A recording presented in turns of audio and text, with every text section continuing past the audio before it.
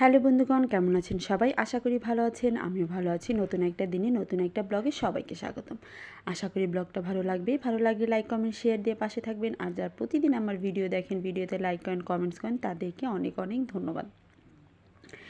এই ঘরটাতে খুব বেশি আশাই হয় না, তাই দেখুন ঘরটার কি অবস্থা হয়ে আছে। জামা কাপড় ছড়ানো হয়, রাখা হয়, ওইভাবে আর গোছানো হয় না। 2-3 দিনের জামা কাপড় একদম জমাট বেঁধে গেছে, তাই ভাবলাম যে একটু গুছিয়েও নিই, খাটটাও একদম গুছিয়ে নিই।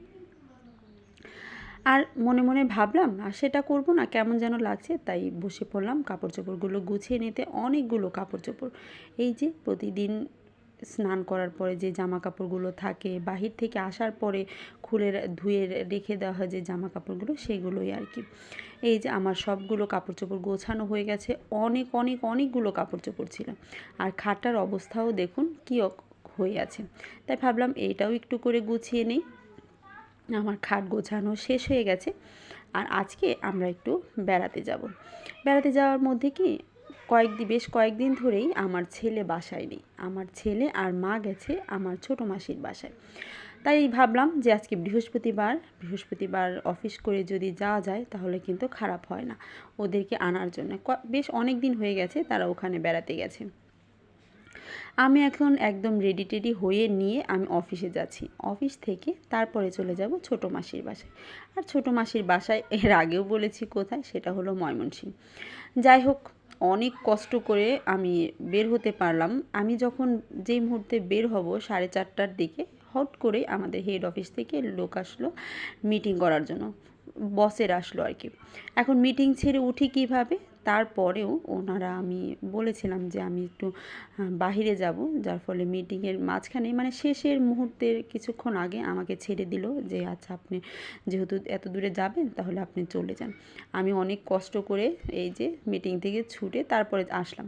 আর এদিকে আমার ছোট বোন মহাখালী দাঁড়িয়ে থাকতে বিরক্ত ও খুব রাগারাগি করছে যে তুই কেন এখন আসছিস না, তোকে মানে এতক্ষণ আগে ও প্রায় 2 ঘন্টা ধরে মহাখালীতে দাঁড়িয়ে আছে, আর আমি এখন যাচ্ছি হলো মহাখালীর উদ্দেশ্যে। বলুন তো, ও প্রায় 5টা থেকে দাঁড়ানো আর আমি 7টার দিকে আমি যাচ্ছি হলো মহাখালীর উদ্দেশ্যে। 2 ঘন্টা ধরে দাঁড়ানো, মন তো একটু খারাপ হবে, রাগও উঠবে, এটাই স্বাভাবিক।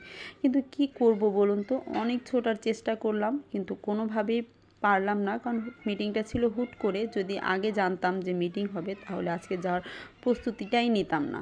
কিন্তু প্রস্তুতি নিয়েছি, এখন না গিয়েও পারছি না, আবার মিটিংও না করে পারছি না। আমি পড়ে গেছি এক মহাবিপদে। যাই হোক, মিটিংও শেষ করে নিলাম, তারপরে যাওয়ার উদ্দেশ্যেও রওনা দিলাম। এখন দেখি পৌঁছাতে কয়টা বাজে। তারপরে কি আমি যাওয়ার পরে 2জন মিলে টিকিট কেটে নিলাম। আর এই যে বসে পড়লাম আমি আর বোন মোবাইল টিপছে বসে বসে, আর আমি এদিকে একটু ভিডিও শ্যুট করে নিয়েছি আর কি।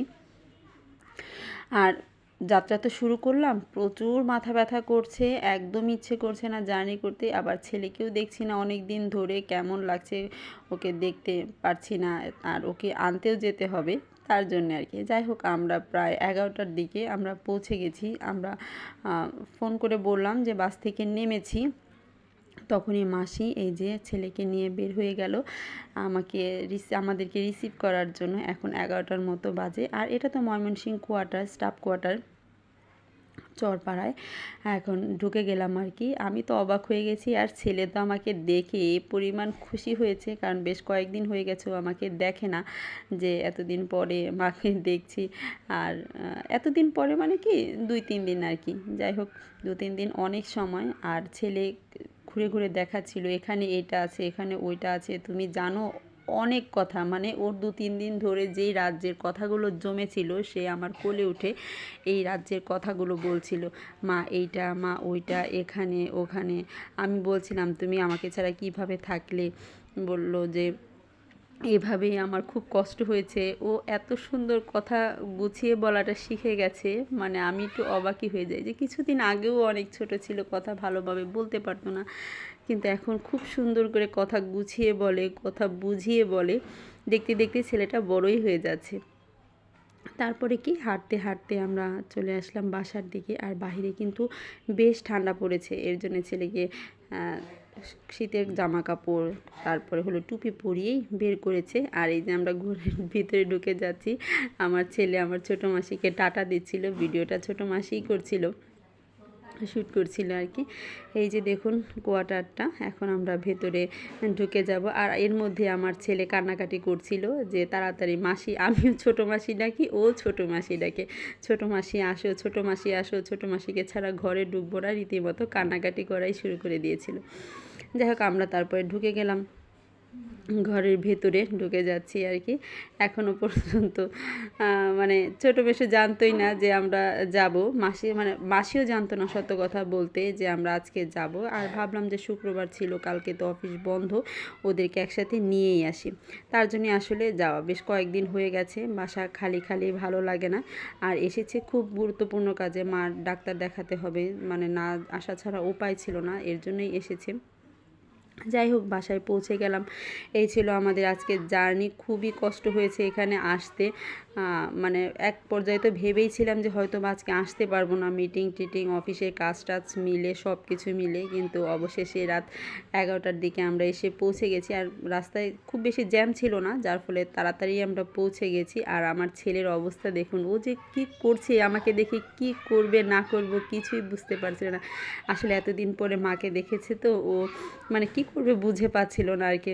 যাই হোক আমার ভিডিওটা আপনাদের কেমন লেগেছে, আশা করি ভালো লেগেছে। ভালো লাগে লাইক কমেন্ট শেয়ার দিয়ে পাশে থাকবেন। টাটা।